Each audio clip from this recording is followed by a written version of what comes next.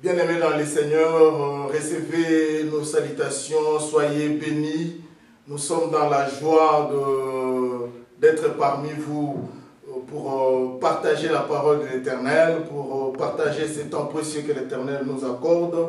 On a besoin encore de nous présenter pour les habitués de www.remaweb.com.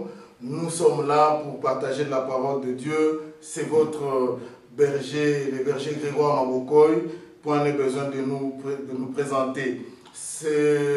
Aujourd'hui, nous voulons partager avec vous d'un thème que l'Éternel nous a mis à cœur de partager avec vous. Nous croyons que par le soutien du Saint-Esprit, nous aurons à rentrer dans la profondeur et également que chacun de nous reçoive sa part. La Bible dit dans 2 Timothée 3,16 que toute écriture est inspirée de Dieu, utile pour corriger, utile pour convaincre, pour redresser et pour bénir. Nous croyons que chacun de nous, au travers de ces messages, sur quel chemin es-tu?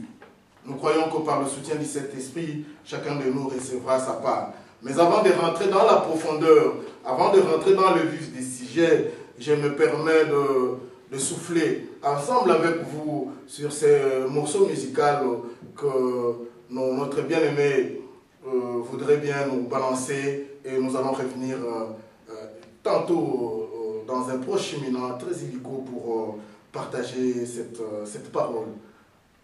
Que le Seigneur vous bénisse.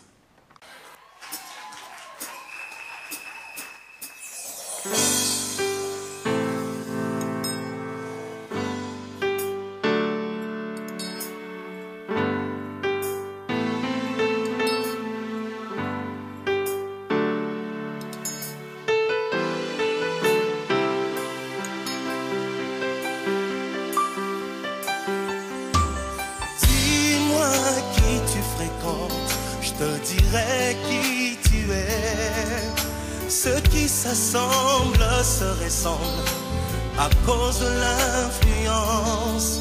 Les humains ont dit ça.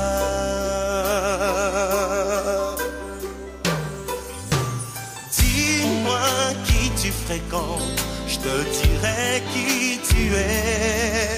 Ceux qui s'assemblent se ressemblent à cause de l'influence. Les humains ont dit ça. Influence pour que je te ressemble, Jésus, que ta vie coule en moi, oh, pour que je te ressemble, Jésus, que ta vie coule en moi.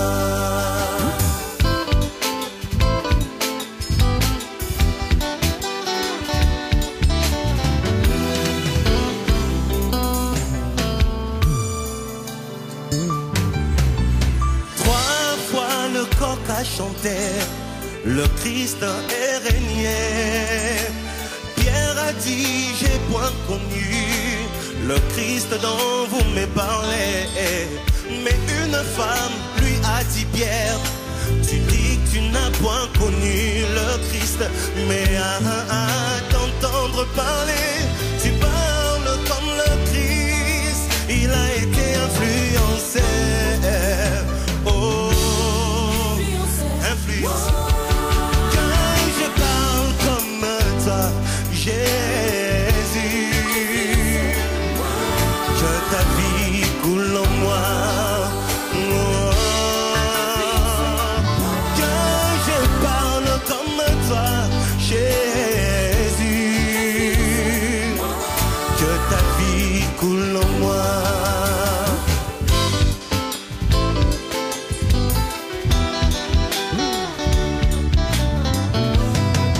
Et nous avons été bénis par ce morceau musical. Nous croyons qu'effectivement, il vous a également aussi béni. Notre thème s'intitule « Sur quel chemin es-tu » Nous voulons, au travers de ces quelques minutes que nous aurons à partager, de vous montrer les différents chemins qu'ont emprunté certains serviteurs de Dieu qui sont venus avant nous, et sûrement que nous allons nous retrouver dans l'un des chemins que nous allons vous présenter. Je suis rapidement dans Actes des Apôtres au chapitre 9, du 1er au 8e verset.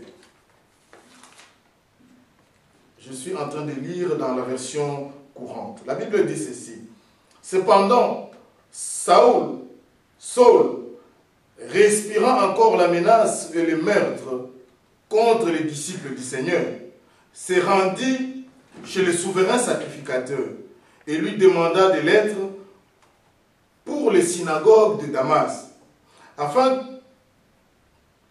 que s'il trouvait des partisans de la nouvelle doctrine, hommes ou femmes, il les amène liés à Jérusalem.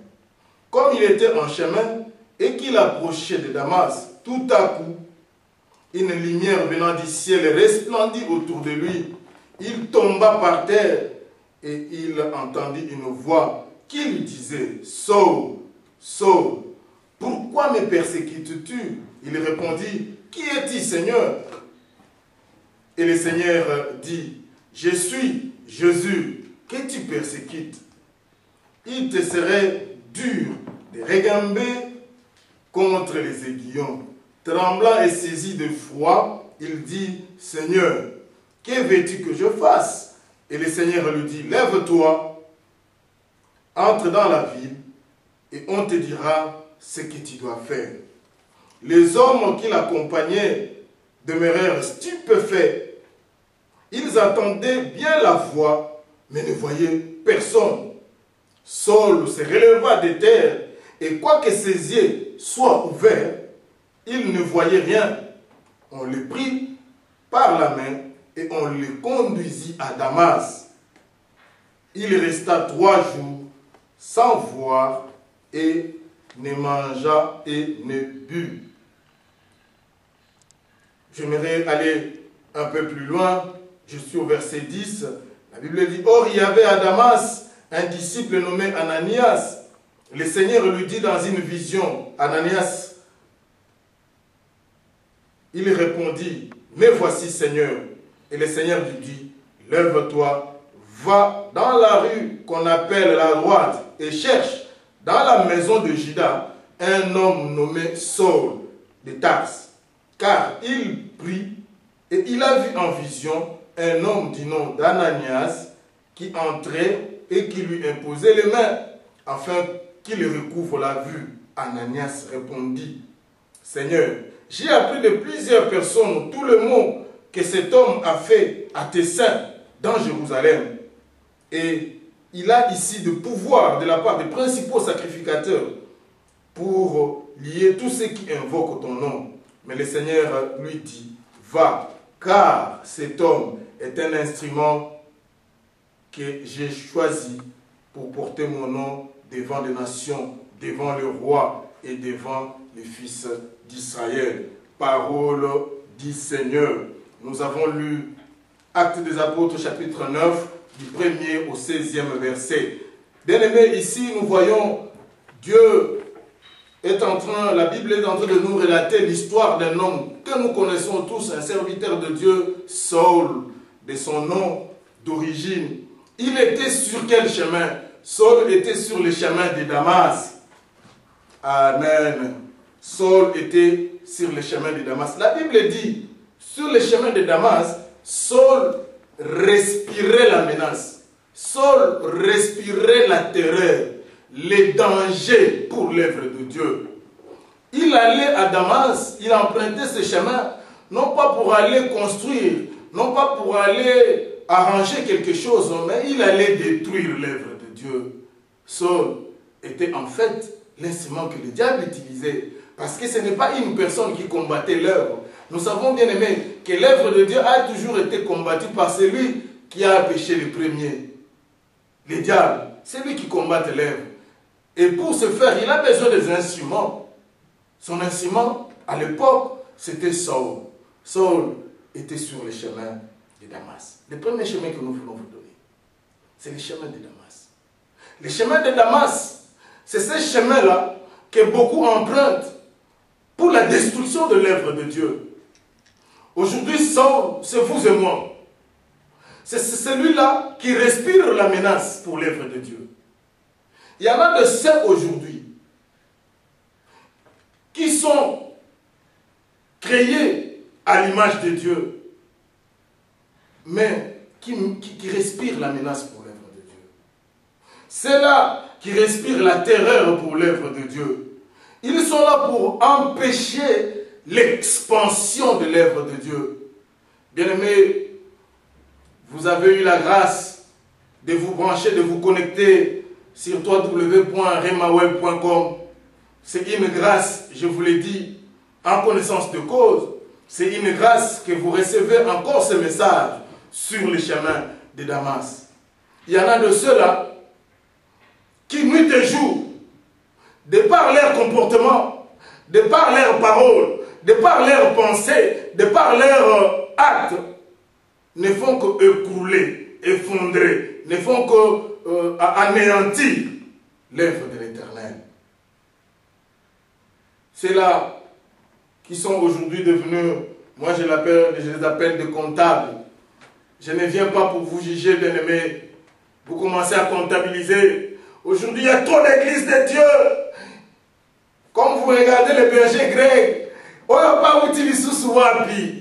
d'où vient-il le berger grec? Oui, bien-aimé, le berger grec, c'est un instrument que l'Éternel utilise parmi tant d'autres. Il dit, ma moisson est grande, il y a peu d'ouvriers. Mais il y en a de ceux-là qui, matin, midi et soir, ne sont que là pour critiquer les serviteurs de Dieu, pour critiquer les œuvres de Dieu, pour critiquer les églises. Bien-aimé, tu es sur le chemin de Damas. Tu es sur le chemin de Damas. Parce que ce que tu fais, tu ne contribues pas à l'avancement de l'œuvre de Dieu. Oui, peut-être tu crois bien faire. Laisse-moi te dire, Saul croyait bien faire. Et il voulait exceller. Voilà pourquoi la Bible dit qu'il est allé demander la permission qu'on lui donne la lettre écrite. Pourquoi? Parce qu'il croyait bien faire. Oh bien-aimé, je l'appelle grâce que tu me suives aujourd'hui. Dans les lieux publics, dans des fêtes, dans les deuils, partout où on se retrouve, vous ne parlez plus de choses, de la politique. Toute la nuit, vous ne faites que parler des œuvres, comment l'Église de Dieu est en train d'emboîter les pas. Tout le monde dans votre entourage vous connaît. Que celui-là, il ne parle que du mauvais côté, des mauvais côtés de l'œuvre ou des hommes de Dieu. Je ne dis pas que les hommes de Dieu sont des saints. Ils ne sont pas des saints. Mais ils font tant soit peu de leurs moyens que l'Éternel leur donne pour que l'œuvre de Dieu puisse aller dans les extrémités de la terre. Le chemin de Damas, bien-aimé, c'est le chemin des païens. C'est le chemin des incrédules. C'est le chemin des non-croyants. Le chemin de Damas, bel et bien, c'est le chemin des athées. C'est là qui aujourd'hui n'ont pas encore reçu Christ comme Seigneur et Sauveur. Saul n'avait pas reçu Christ comme Seigneur et Sauveur. Il était païen. Il était incrédule. Sûrement que Saul se disait, mais ces gens-là, d'où ils viennent? Ils sont en train de perturber l'ordre. Saul se disait, nous avons encore d'autres choses à faire que de parler de Christ. Alors il croyait bien faire. Je sais, vous qui me suivez au Cameroun, j'aime bien le Cameroun. À Douala et Yaoundé, vous me suivez. Je sais, vous me suivez. Vous qui êtes en Côte d'Ivoire, par le moyen de www.remaweb.com, vous me suivez. Oui, peut-être vous croyez bien faire. C'est bien. Vous vous dites qu'on a plusieurs soucis. On a plusieurs soucis. Pourquoi ces gens ne font que prier? Oh, les Congolais qui me suivent, je suis avec vous. La guerre à l'Est, ça a bien duré. Mais nous ne croyons pas que cela fermera la bouche des hommes de Dieu. Pour que les gens ne prient pas, la solution de l'Afrique tout entière viendra de par la parole de l'Éternel. La solution ne viendra que de Dieu. Oui, bien-aimés, que tous s'élèvent pour combattre, pour lutter contre son pays, pour lutter pour ceux-là qui viennent assiéger le pays, je veux bien. Mais n'oubliez pas de prier. N'empêchez pas les hommes de Dieu de faire leur service, de faire leur travail, car la paix ne viendra que de la part de l'Éternel. Alléluia. Vous qui me suivez, ne restez pas sur les chemins de Damas, car Saul, sur les chemins de Damas, avait rencontré un homme. La lumière qui était descendue, la Bible dit que Saul était tombé par terre. Il ne voyait plus. Il a crié, Seigneur, Seigneur. Le Seigneur, qui es-tu? Je suis Jésus que tu persécutes. Bien-aimé, quand tu persécutes les hommes de Dieu, les églises, ce ne sont pas les hommes, c'est Christ lui-même qui interviendra. Ma prière, que tu n'arrives pas, que la colère de Dieu ne demeure pas sur toi. Je sais bien que nous avons d'autres préoccupations. Je le sais. Mais la parole de Dieu, c'est la solution à tout. La parole de Dieu, c'est la vie même. La parole de Dieu, c'est la paix. L'œuvre de Dieu, c'est l'instrument par lequel Dieu agit en nous. Saul se voyait instrument du diable. Il se voyait qu'il était en train de bien faire. Oui, tu cherches peut-être à mettre l'ordre. Il y a tellement de désordre entre les hommes de Dieu, entre les églises. Voilà pourquoi tu voudrais mettre de l'ordre. Oh, bien-aimé, quel ordre tu voudras mettre? Quel ordre? L'ordre vient de l'Éternel. Tu es sur les chemins de Damas, simplement. Sur les chemins de Damas. Tu te crois coriace pour faire retomber, écrouler l'œuvre de Dieu. Sur les chemins de Damas, il avait rencontré quelqu'un qui était plus puissant que lui. Amen. Dites Amen bien là où vous êtes, bien-aimés. Sur les chemins de Damas, il avait rencontré quelqu'un. Cet homme s'appelle Jésus de Nazareth. Il a dit, Saul, Saul, pourquoi me persécutes-tu? Oui, bien-aimé, il l'a appelé par son nom. Il l'a appelé par son nom. Il te connaît. Moi, j'ignore, les bergers grecs ignorent ton nom. Mais je sais que tu me suis. Oh, que l'Éternel bénisse bien www.remaweb.com qui nous donne cette opportunité. Vous me suivez, je ne vous connais pas, mais il vous connaît, celui-là que nous prêchons, Jésus-Christ de Nazareth. Il t'appellera par ton nom. Toi qui es sur les chemins de Damas, critiqueur, tu es sur les chemins de Damas, tu rencontreras Jésus-Christ. Et il te dira, pourquoi me persécutes-tu? Ce ne sont pas les hommes de Dieu que tu persécutes, mais l'œuvre de Dieu, c'est lui-même Jésus-Christ. Oui, la Bible dit que ses yeux voyaient, ses yeux étaient ouverts plutôt, mais il ne voyait pas. À d'autres, on a donné les yeux pour voir, mais ils ne voient pas. Bien-aimé, il s'agit de choses spirituelles. Il s'agit de choses spirituelles. Tes yeux, peut-être tu as des yeux, mais tu ne vois pas. Que le combat que tu es en train de mener, tu le mènes physiquement, alors qu'il est spirituel. Si tu gagnes sur le plan spirituel, alors tu gagneras le physique. Alléluia. Le combat est spirituel.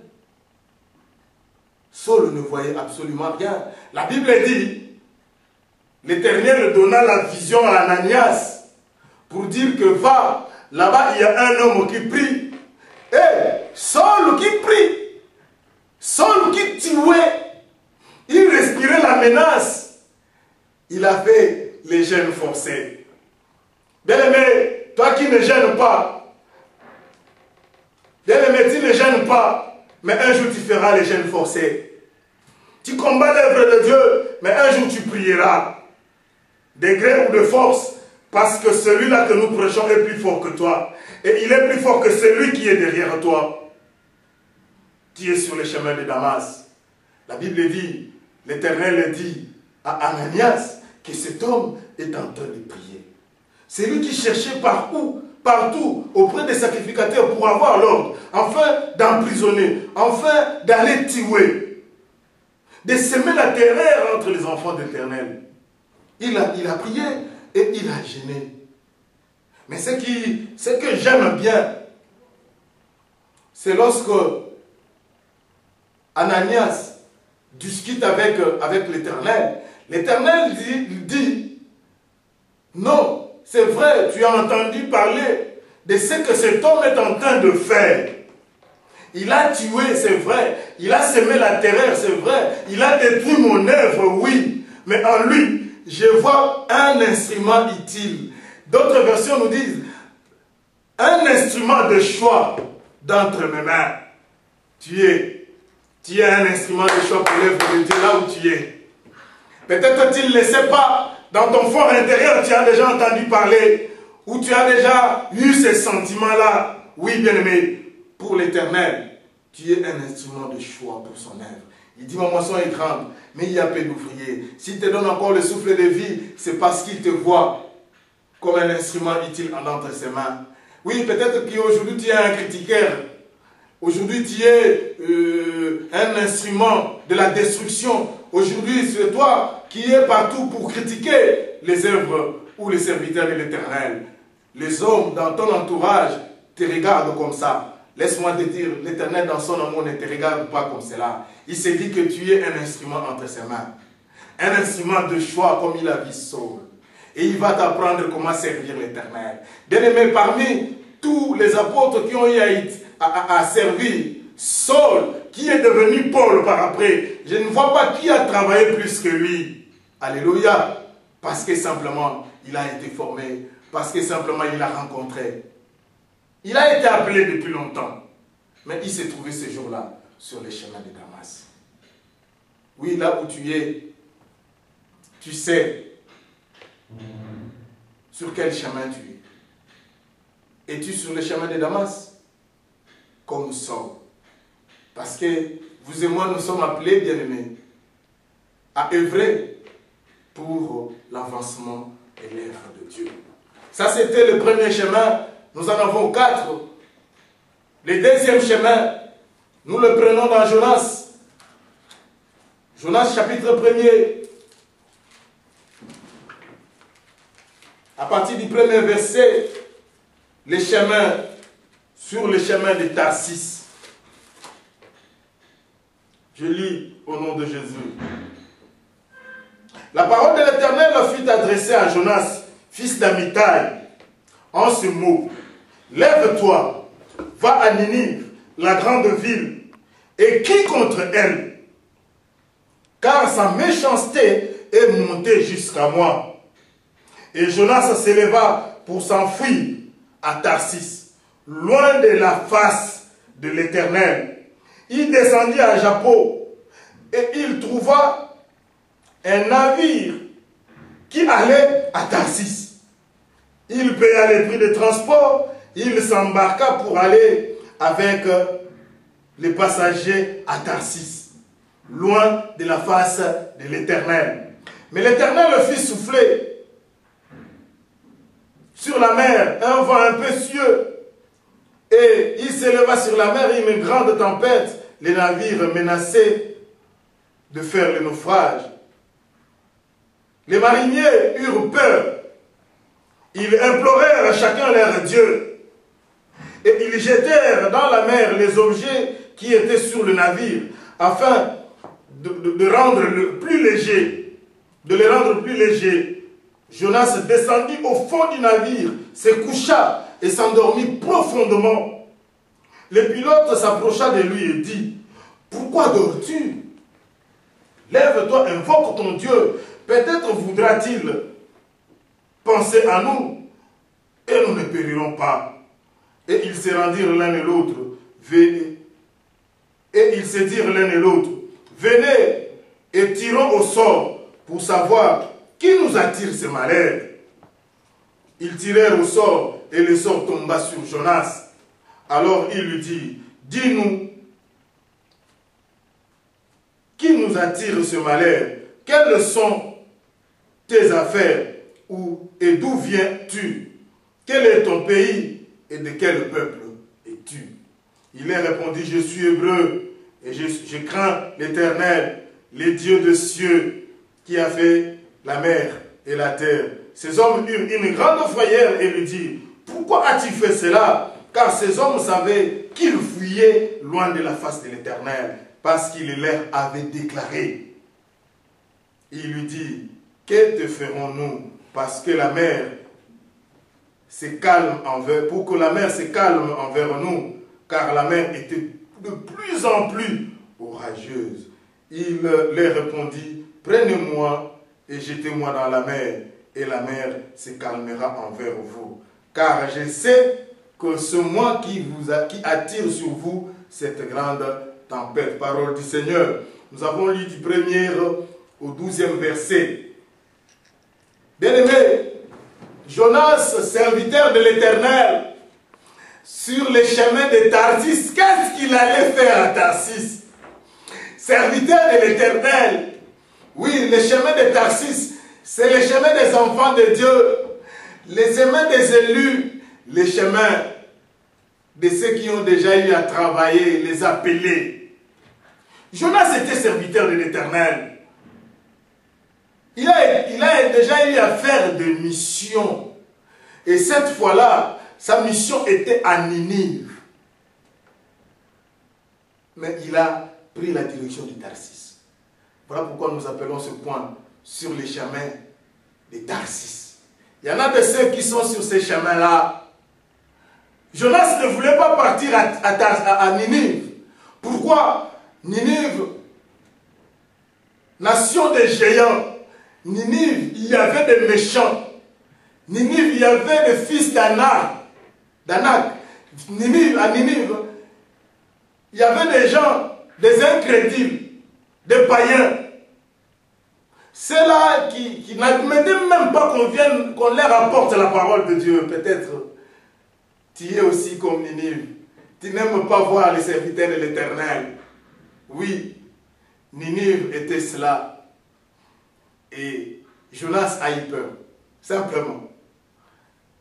Jonas a eu peur. Il a regardé peut-être sa famille, il a regardé peut-être sa vie, parce qu'il se disait, les messages que l'Éternel me donne, d'aller donner à Ninive, n'était pas un message positif. Ce n'était pas un message qui allait apporter joie, parce que l'Éternel disait, va crier là-bas, va leur dire que leur méchanceté est arrivée jusqu'à moi. Sûrement Jonas se disait, oh, si je vais à Ninive, je ne m'en sortirai pas vivant. Il a eu peut-être la pensée de sauver sa peau. Et pour cela, il est allé à Tarsis. La Bible dit qu'il a payé, il a payé les transports pour aller loin de la face de l'Éternel. Les chemins de Tarsis. Peut-être tu as payé les prix. Tu as payé les prix pour aller au loin de la face de l'Éternel. Tu es en Suède. L'Éternel t'a appelé pour faire le travail de l'Éternel, pour œuvrer dans son champ. Mais pour refuser l'appel, tu te retrouves aujourd'hui en Belgique. Tu as payé le prix de l'avion. Mais la mission t'attend en Suède, là-bas à Stockholm, mais la mission t'attend. Tu as payé le prix. Il y en a de ceux-là qui ont reçu l'appel depuis assez longtemps, mais ils ont payé le prix. Ils ont quitté le Congo justement pour refuser de travailler pour Dieu. Sur le chemin de Tarsis, c'est le chemin de ceux qui ont peur, le chemin de ceux qui ont l'angoisse, qui ont peur de villes fortes. À Ninive, il y avait des gens qui pouvaient te tabasser à mort parce que tu as parlé de la part de Dieu. Et Jonas a eu peur, simplement. Le chemin de Tarsis, c'est le chemin de ceux qui ont toujours l'habitude de fuir leurs responsabilités. Parce que devenir serviteur, rentrer dans le champ de Dieu, c'est prendre de lourdes responsabilités. Ce n'est pas une mince affaire. Alors, ceux qui refusent de prendre leurs responsabilités spirituelles en main, souvent ils se retrouvent sur le chemin de Tarsis. Bien-aimé, je suis en train de te dire, assez longtemps tu as été sur ce chemin-là, tu as l'appel de Dieu. Tu as l'appel de Dieu. Et d'ailleurs, beaucoup de gens t'ont déjà dit que tu ferais un bon pasteur. Il est déjà arrivé aux gens de te dire que tu feras un bon pasteur. Tu crois que c'est par hasard qu'ils le disent? Non, c'est l'Esprit de Dieu qui conduit ces gens-là à te dire. Et à ton fort intérieur, tu as déjà entendu. Tu as déjà eu ce sentiment-là. Tu le sais, mais tu te retrouves sur le chemin de Tarsis parce que tu refuses de prendre ces lourdes responsabilités. Nous reconnaissons, bien-aimés, que ce sont de lourdes responsabilités, mais en réalité, c'est l'appel de Dieu. C'est l'appel de Dieu. Dieu t'appelle pour une mission. Dieu t'appelle pour aller faire son travail. Alléluia. Bien-aimé dans le Seigneur, Jonas a attiré le malheur. En fouillant de servir l'Éternel, bien-aimé, tu attires plutôt le malheur même dans ta maison. Le vent a soufflé, les gens ont prié, ils ont cherché d'où nous vient ce malheur. Hey, bien-aimé, peut-être que tu te poses la question. Vous qui me suivez aujourd'hui en couple, il y a des problèmes dans la maison, maman. Il y a le malheur qui vous frappe. Regarde bien, est-ce que ton mari n'a pas l'appel? S'il se retrouve sur le chemin de Tarsis, il attire le malheur partout où il passe. Bien-aimé, tu vas faire écrouler beaucoup de bateaux, beaucoup de vies par ton refus. Le chemin de Tarsis, c'est le chemin des rebelles. Et la Bible dit dans le livre de Colossiens que les rebelles attirent la colère de Dieu. Sur ce bateau-là, bien qu'il avait payé son ticket, la Bible dit que la colère de Dieu y demeurait. Jonas est allé s'endormir au fond. La Bible dit au fond du bateau. Bien-aimé, tu vas tomber plus bas.